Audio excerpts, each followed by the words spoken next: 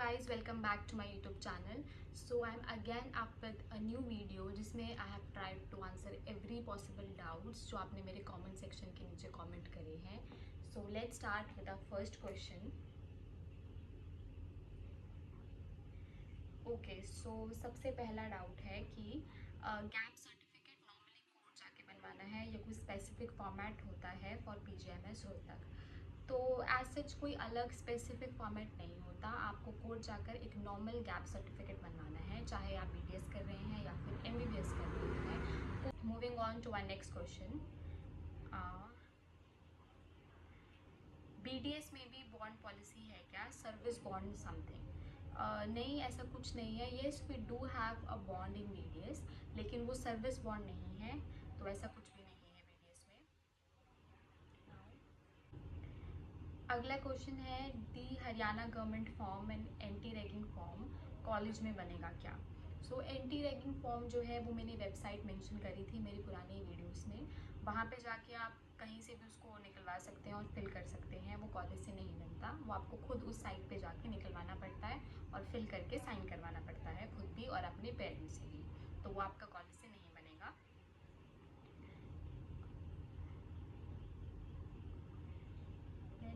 Can you please tell me what is the bond amount if we drop out after taking admission? तो अगर आप BDS में admission लेने के बाद आप उस कोर्स को बीच में छोड़ते हैं 3 साल से पहले, तो आपको बॉन्ड के अकॉर्डिंग एक अमाउंट पे करनी पड़ती है जो कि 10 lakhs है. सो यस, अगर आप अपना कोर्स बीच में छोड़ रहे हैं तो आपको 10 lakhs फाइन भरना पड़ेगा. ओके, सो अगला कमेंट है कि BSc nursing hostels and fees, उसके बारे में डाउट है. So I don't know much about the nursing, but ये है कि येस, BSc नर्सिंग के अलग हॉस्टल्स हैं जो हम लोगों से यानी कि BDS और MBBS वालों से अलग हैं. और sorry, I have no idea about their fees और सब कुछ, बट सिर्फ इतना ही पता है कि येस, उनके हॉस्टल्स हमसे अलग होते हैं. नेक्स्ट क्वेश्चन इज़, वीकेंड पे घर जाने को अलाउड है या नहीं for Saturday Sunday and for freshers? So yes, आप वीकेंड पे घर जा सकते हैं. इनफैक्ट वीकेंड पे नहीं, आप कभी भी घर जा सकते हैं.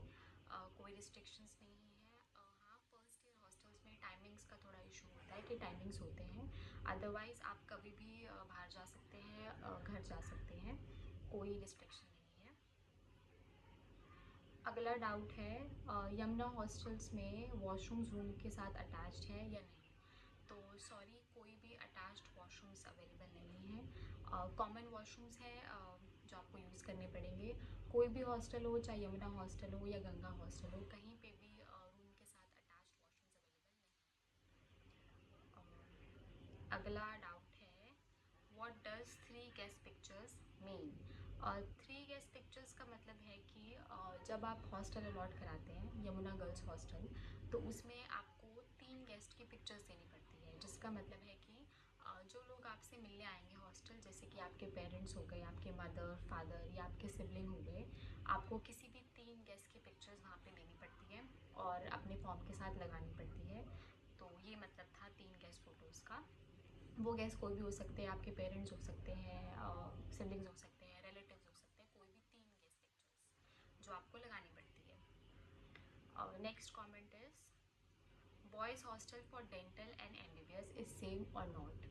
तो येस, चाहे बॉयज़ हॉस्टल हो या गर्ल्स हॉस्टल हो, डेंटल का और MBBS का जो हॉस्टल है वो सेम है, वो अलग अलग नहीं है. येस, नर्सिंग का जो हॉस्टल है वो हमसे अलग है, लेकिन डेंटल एंड MBBS का हॉस्टल सेम है. अगला जो डाउट है वो बहुत ही इंटरेस्टिंग है, which is about the laundry facilities in hostel. बहुत ही वैलिड डाउट है ये. So yes, we do have laundry facilities in hostel. Boys hostel में भी और गर्ल्स हॉस्टल में भी हमारे पास लॉन्ड्री फैसिलिटीज़ हैं. येस, आपको उसके लिए अलग चार्जेस पे करने पड़ते हैं खुद से, बट वॉशिंग मशीन पूछा है इसने, that washing machines are available और not. So washing machines are not available, but ये है कि लॉन्ड्री फैसिलिटीज़ आपको मिल जाएंगी हॉस्टल्स में. So next doubt is about phone. तो फ़ोन्स आपके अलाउड है हॉस्टल में भी, कॉलेज में भी, कहीं पे भी. फ़ोन्स के ऊपर कोई रिस्ट्रिक्शन नहीं है. चाहे बॉयज़ हॉस्टल हो चाहे गर्ल्स हॉस्टल हो, फ़ोन्स दोनों में अलाउड हैं. और इनफैक्ट आप कॉलेज भी फ़ोन लेके जा सकते हैं. Okay, so next is about the fees की जो 80,000 फीस है वो हॉस्टल फीस मिला के है या फिर अलग है।